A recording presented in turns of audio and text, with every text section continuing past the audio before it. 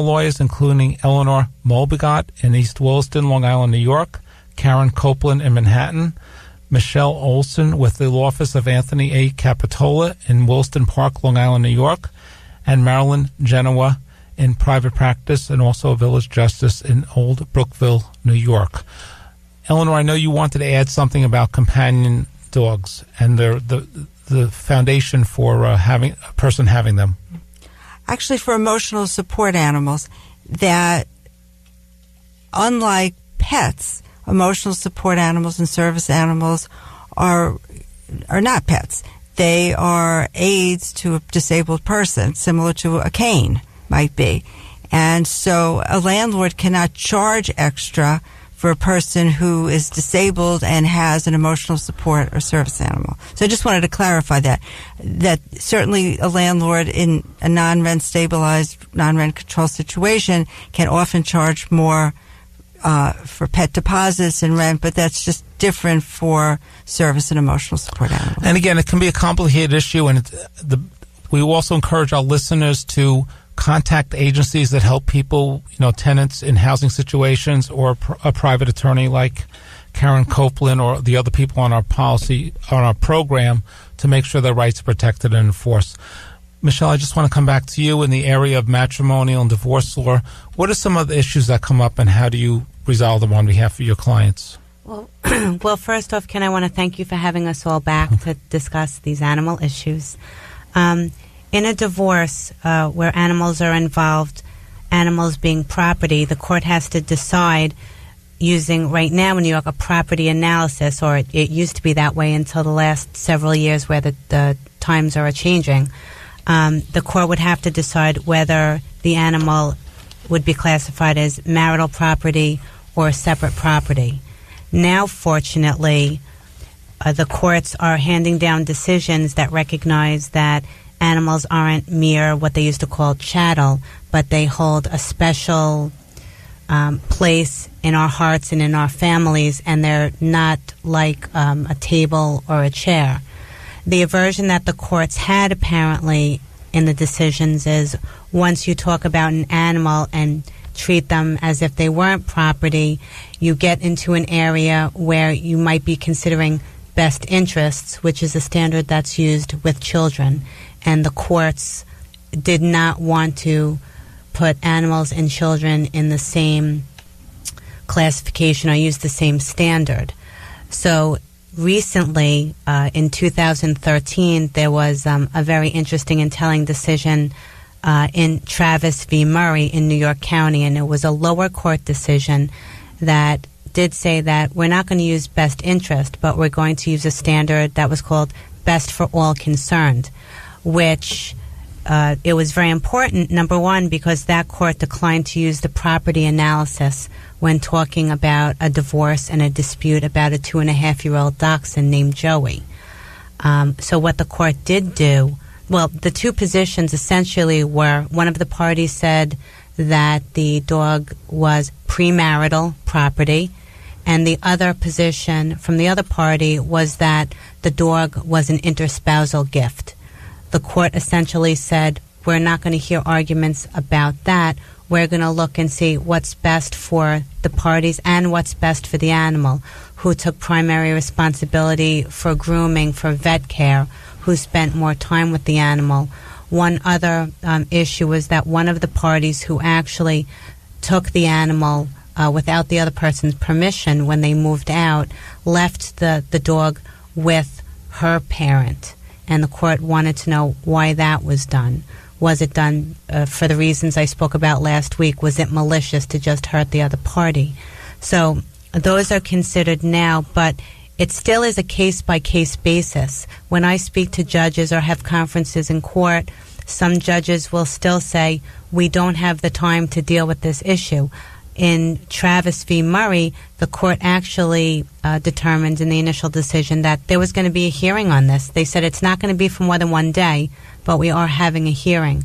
What's also important to know, though, is that in those cases, if there's a custody determination, if quote-unquote custody or possession determination of the special property, there isn't going to be a visitation schedule.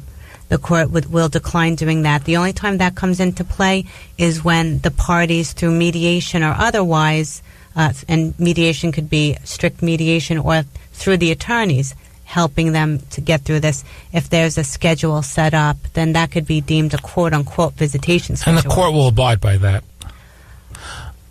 If there's an agreement between the parties concerning the visitation or shared custody.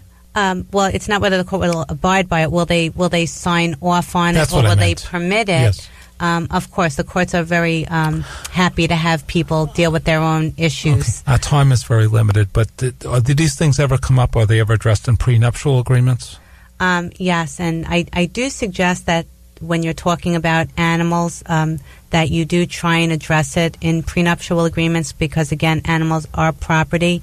The problem, and Eleanor and I were discussing this before when we were talking about prenuptial agreements, is it's easy to say, this is my animal. If we break up, this is going to remain my animal. But 5 years down the road, situations can change. One party who has the animal in a prenup might not be in a financial position at that time, or their living situation, as we were discussing now, doesn't allow animals. I find that happens in our divorce cases as well. I might have a client who really wants the animal, but let's say the other party has the children, or my client is moving to a place that doesn't allow animals, so the animal is better off then. So it's really hard. There are special issues in a prenup when talking about animals as well. Okay, I wish we had some more time on that point. And Eleanor, and I guess the other panelists too, is there a lot of breed discrimination that goes on in terms of by insurance companies, by the general public? Eleanor, you can start on that question. Yes. There is. And is there any rationale behind it? Well, the rationale is that certain dogs have a greater bite record than other dogs. And what about the behavior? Do you feel there's any merit to the claim that certain breeds, discriminate in insurance policies or in housing or in any other situation? No, I personally don't. I think that you can have a very loving pit bull and Rottweiler, and you can have a smaller dog that may not be quite as calm and may bite. So it really, so much is dependent on how the animal's treated and how the animal's brought up, so to speak. And so, no, I don't see that has any merit. And as I said, legislation is pending to try to remove that kind of discrimination because it's really the individual animal that needs to be judged. And if animals declared dangerous, at that point, insurance companies would have some more rationale. Okay. And Marilyn, did you want to say something on that? We're running out of time. Yes. In the few dangerous dog cases we have had in our village, that has never been an issue. You can't have breed specific in a municipality here on the island, and we have dogs that might have been deemed dangerous or been discriminated against. Actually, were some of the dogs that have come before me, and it has never been an issue. Karen, we're running out of time in the program, but I just want to give you a minute if there's any other issues you want to address or any other tips you want to offer our listeners. There was one thing that we passed by, and that is I believe emotional support animals don't have to have any training whatsoever. It's just exactly what the disabled person thinks that they need, and if there's a nexus between the person's condition and the keeping of the pet. So it's a very subjective standard. It is. Okay. And Michelle, anything else you wanted to touch on briefly? I just think it's important for matrimonial and family law attorneys, especially when there's domestic violence and they are taking their client to family court, to always ask about, is there a pet?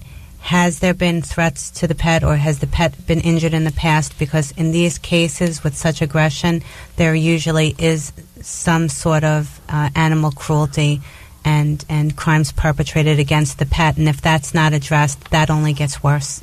Marilyn, anything else you'd like to just address or comment on very quickly? To make it clear that that's the one area that cannot be mediated, and those are issues having to do with domestic violence. And Eleanor, we just go back to you, and thank you for putting together our panel. Any other final thoughts and tips you want to offer our listeners, be they attorneys or the general public? I just wanted to reaffirm what Marilyn said, is that the state law prohibits municipalities from having dangerous dog laws that discriminate against breed, but insurance companies, private insurance companies, do and can still discriminate, and that's where the problem comes in. And there are sometimes nuances if a dog is a hybrid and not a full pit, let's say full pit bull. I mean, does the label apply? If they say they don't insure pit bulls, what if the dog is only partially a pit bull? Well, usually they define it to include hybrids, so it's problematic. I've actually had clients go and get DNA testing to show, because their dog looks as if it has pit in it. Okay. And really the genetics are not the full story of the dog? No. Not at all. Not at Okay. all. Are there any websites you'd like to give very quickly for anyone who wants to look up further information about the law or pet management or pet care? Go ahead, Eleanor. Well, in terms of legislation, people who are interested in seeing what's pending before the New York State Legislature can go to assembly.state.ny.us, and you can click on bills and legislation, and you can then type in animals or pets or any specific type of animal you're interested in, and the bills will come up. And there's also a section on that website for laws, and you could find out all about the animal laws there as well. And there's also an organization, Animal Legal Defense Fund, that has a vast amount of information on pending cases and animal issues, and that's aldf.org. Okay. Any other final thoughts? Otherwise, we thank everyone for being on our panel today. Eleanor Mulgebut, Karen Copeland, Michelle Olson, and Marilyn K. Genoa. The code for today's program is Goldie 2014. That's Goldie 2014. If anyone missed any portion of our two-part show, you can find it on iTunes by searching WHPC. You're listening to 90.3, the voice of Nassau Community College in Garden City, New York, and also over the internet at ncc.edu/WHPC. And most programs can be found on iTunes by searching WHPC. Please join us next week at the same time for another program on Law You Should Know.